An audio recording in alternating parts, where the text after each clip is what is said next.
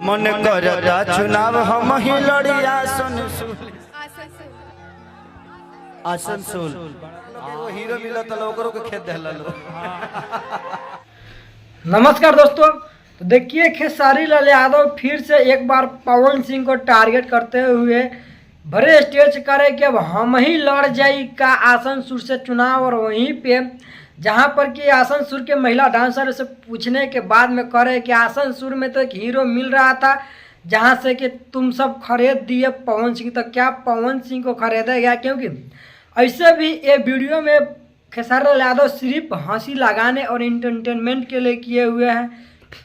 और इसको बहुत सारे ऐसा जो चैनल वाले हैं जो लोग इसको अफवाहें फैला रहे हैं और खेसारी लाल और पवन सिंह के अंदर विवाद कराएंगे। तो दोस्तों, आप लोग अगर वीडियो देख रहे हैं तो सिर्फ इसको हंसी मजाक में भुला दीजिए, क्योंकि इसमें खेसारी लाल यादव का ऐसा कोई भी टारगेट नहीं कि पवन सिंह को नीचे दिखाएं या खुद को ऊपर दिखाएं।